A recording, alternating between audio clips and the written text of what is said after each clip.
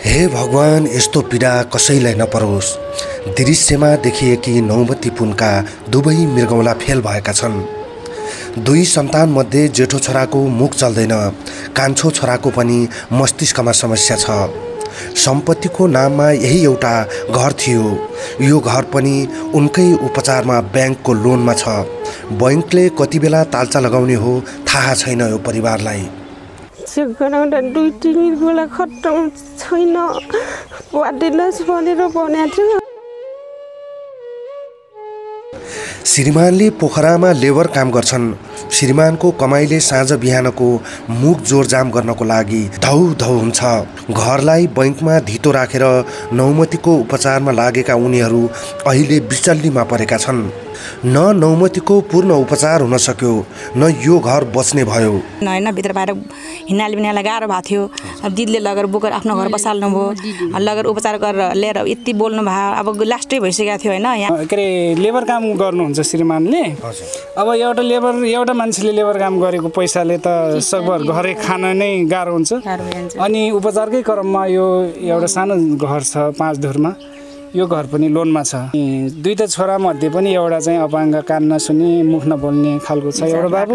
अर्को बाबु पनि अलि बडो दिमागको, त्यो पढ्नै नसकेर 2-4 क्लास कति पढेर त्यो छोडेर कता लफाङ्गेर हिँड्छ। त्यो पनि बडो दिमागको वाहनाले उनीहरूलाई साँझ बिहानको मुख जोरजाम गर्न धौ धौ परेका बेला यता नौमतीको स्वास्थ्य स्थिति दिन प्रतिदिन झन बिग्रदो अवस्थामा छ। उपचार गर्न जानको लागि उनीहरूसँग एक पैसा छैन। रोल्पाबाट छोराहरूलाई पढाउला, सहरको सुख सुविधा लिउँला भनेर दाङ झरेका यो परिवारमा एकैचोटि धेरै समस्या आइपरेका छन्।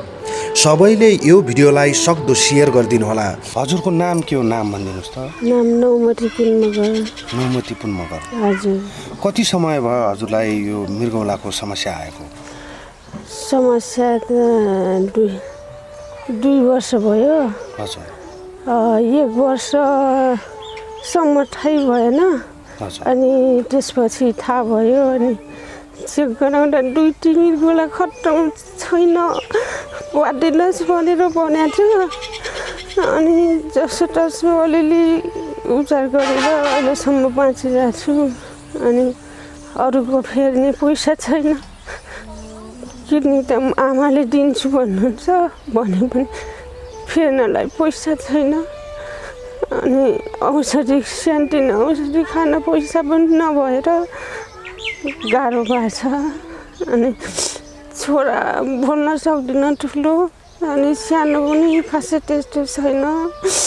अनि गाह्रो छ। अनि त्यही भएर बाँच्न चाहन्छु।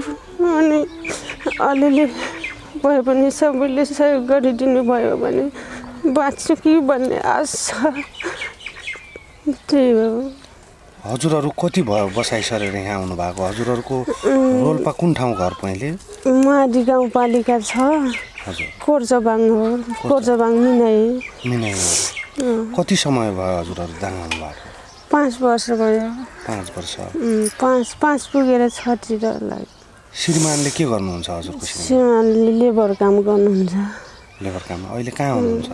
लेबर काम गर्ने बाहिर हुनुहुन्छ, घरमा हुनुहुन्छ। तपाईलाई त धेरै च्याप्छ होला कहिले काहीँ बिरामीले? धेरै च्याप्छ नि, बाहिर भित्र गर्नै सकिन्न, गाह्रो हुन्छ।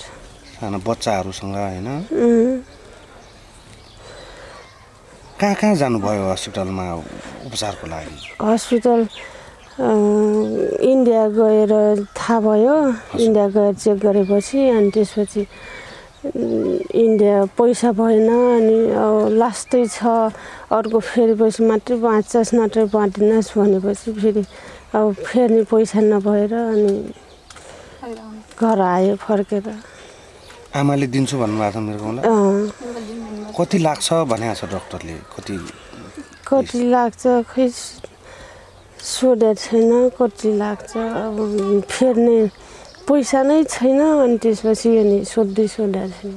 हजुरको नाम भनिदिनुहोस् त। मेरो नाम कमला कुमारी घरती। कमला कुमारी घरती। सबैलाई नमस्ते, मेरो नाम कमला कुमारी घरती। कहिलेदेखि उहाँलाई यस्तो समस्या आएको? 2 वर्ष भइसक्यो। हजुर। त्यो यस्तो डुब्लाउँदै गएको त अब चेक नगरेर त्यतिकै लेबर काम गर्ने खाने गरेर त्यस्तै चेक गरे खाइन्थे पछि लास्टै दाबेपछि चेक गर्दा 2 मृगौला फेल भएर रहेछ भन्ने थाहा भयो त्यो भएको 1 वर्ष भयो थाहा भएको गीता खड्का उहाँहरूको आर्थिक अवस्था कस्तो यहाँको राष्ट्रिय कमजोर छ यहाँहरूको होइन अब सबैले पहल गर्दैन कोही पनि भएन कति गाउँसँग पैसा माग्ने होइन पहिला हामीले सबैले उठाम यसलाई उपचार गरेर बचाऊँ भनेर हामीले औषधि गऱ्यौँ तर त्यो पैसाले पुगेन अहिले कसैले सहयोग दिएनन् अब अर्कोचोटि फेरि माग्दिनु भन्ने त थला पर्नु भएको थियो अस्ति होइन भित्र बाहिर हिँड्नाले पनि यसलाई गाह्रो भएको थियो अब दिदीले लगेर बोकेर आफ्नो घर बसाल्नु भयो लगेर उपचार गरेर लिएर यति बोल्नु भयो अब लास्टै भइसकेको थियो होइन यहाँलाई भने कि मैले पत्रकार बोलाऊँ सहयोग गरौँ यहाँलाई औषधि गरौँ र त अनि यहाँलाई बचाऊँ जति सक्नुहुन्छ बचाउनु पर्यो होइन यहाँलाई त अब त्यति पैसा सहयोग गर्ने फेरि मागौँ भन्ने गाउँले कति पैसा माग्छ भन्छ होइन एक अर्को दिँदैन त्यही भएर कहीँ पहल गरौँ त यहाँलाई बचाऊँ औषधि गरौँ भन्ने सोचले हामीले भन्याम गर्याम दत्तवार बुढामगर म यहीँको स्थानीयवासी म यो घटनालाई एकदमै नजिक भएर ध्यान लिइरहेको छु र म यो नौमती पुनको बचाउ अभियानमा पनि एकचोटि जुटिसकेको थिएँ त्यतिखेर लगभग 1 वर्ष पहिला कमजोर हुँदै जाँदाखेरि एकदमै मोटाघाटा 70 किलोको मान्छे हुनुहुन्थ्यो पहिले त्यसपछि कमजोर हुँदै जाँदाखेरि इन्डिया पैसा नभएर उतै कमाउने उतै चेक गर्ने भनेर 2 जना इन्डिया जानुभयो इन्डिया गइसकेपछि एउटा हस्पिटलमा चेक गराउँदाखेरि 2 मृगौला फेल छ अनि यहाँ भर्ना गर्नुपर्छ महिनामा 12-15 हजार लाग्छ अनि के कुराहरू गर्दाखेरि आफूसँग एक पैसा नभएर फर्केर आउनुभयो फर्केर आइसकेपछि त्यसपछि हामीलाई चाहिँ केही सहयोग गरिदिनु पर्यो भनिसकेपछि हामी यो टोलवासीहरू जम्मा भएर त्यसपछि एउटा एक खालको सल्लाह गऱ्यौँ सल्लाह गरेर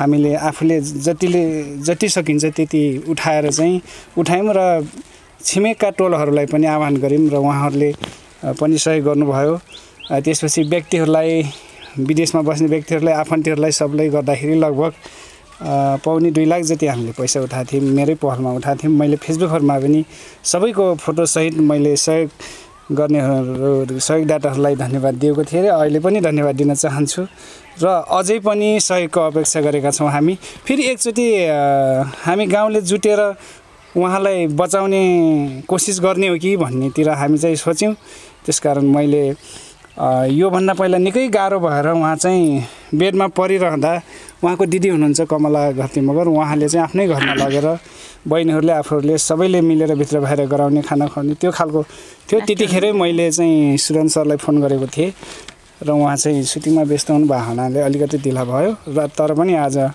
हाम्रो निम्तोलाई स्वीकारेर उहाँ आउनुभयो धन्यवाद भन्न चाहन्छु र अब सबैजना लागेर मिलेर कसरी हुन्छ अब अहिले चाहिँ उहाँको अवस्था निकै नाजुक छ उहाँलाई चाहिँ अलिअलि त्यही दुख्ने अलिकति त्यो तागतीलाई केही कुन खालको औषधि सानोतिनो औषधिहरू खाएर त्यत्तिकै चाहिँ अलिअलि भित्र बाहिर गर्न सक्ने अवस्था मात्रै छ त्यो वाहनाले एकदमै श्रीमान चाहिँ म के अरे लेबर काम गर्नुहुन्छ श्रीमानले अब एउटा मान्छेले लेबर काम गरेको पैसाले त सकभर घरै खान नै गाह्रो हुन्छ अनि उपचारकै क्रममा यो एउटा सानो घर छ 5 धुरमा यो घर पनि लोनमा छ अब किस्त तिर्न लगभग 18,000 किस्त तिर्नुपर्छ महिनामा अनि त्यो वाहनाले एकदमै गाह्रो अवस्था छ अब उपचार गर्ने त अहिले पनि घर चलाउन किस्त तिर्न पनि पैसा काट्नुपर्ने अवस्था छ अनि 2 छोरा मध्ये पनि एउटा चाहिँ अपाङ्ग कान नसुन्ने